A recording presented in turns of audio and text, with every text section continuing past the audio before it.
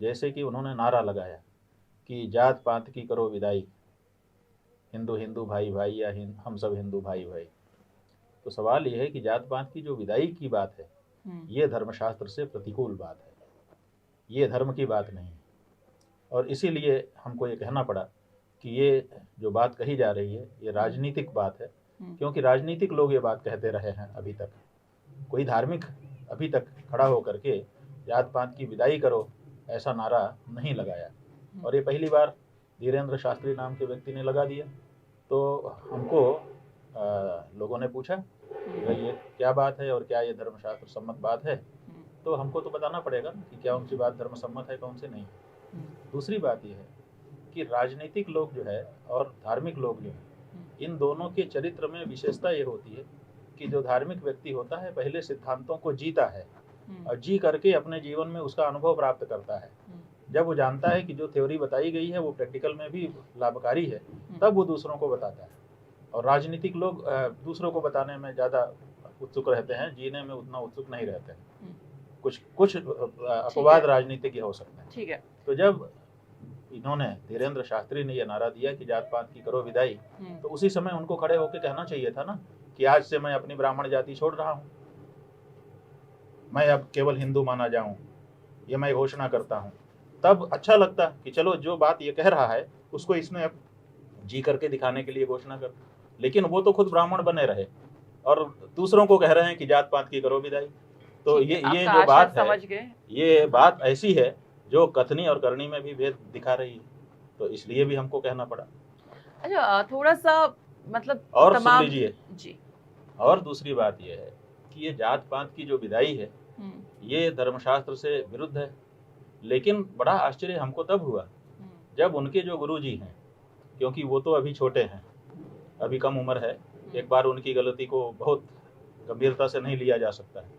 लेकिन जब उनकी यात्रा पूरी हुई तो ओरछा में उनके गुरुजी आए, रामभद्राचार्य, जो अपने आप को खुद ही घोषित किए हुए हैं, दूसरे से प्रमाण पत्र नहीं मिला है।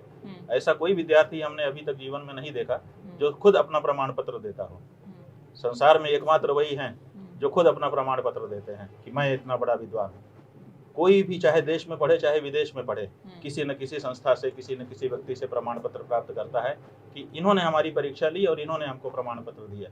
ये व्यक्ति स्वयं प्रमाणित करता है कि मैं सब देश का और विश्व का सबसे बड़ा विद्वान हूँ। उस व्यक्ति ने ओरछा की सभा में आकर के कहा कि ये बहुत अच्छा काम कर रहे हैं, हम तो सबको लाएंगे, जिसको जो करना हो करे।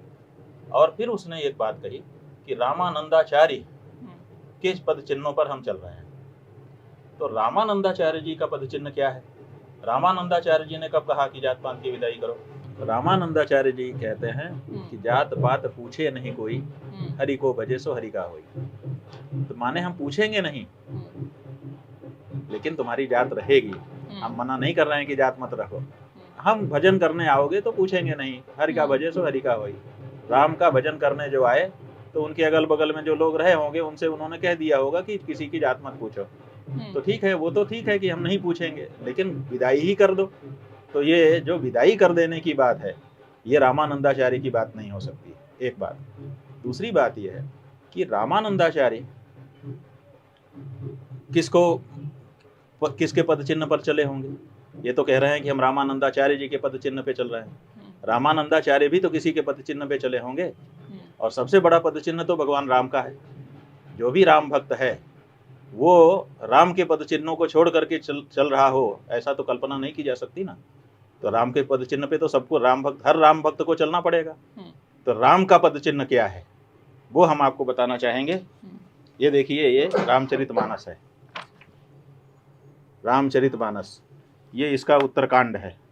इसमें राम जी का राज्याभिषेक हुआ है। और राम जी के राज्याभिषेक के बाद का वर्णन देखिए। राम राज बैठे त्रैलोका, हर्षित भय गए सब शोका। तीनों लोग संतुष्ट हो गया राम जी जब राजा पर बैठे।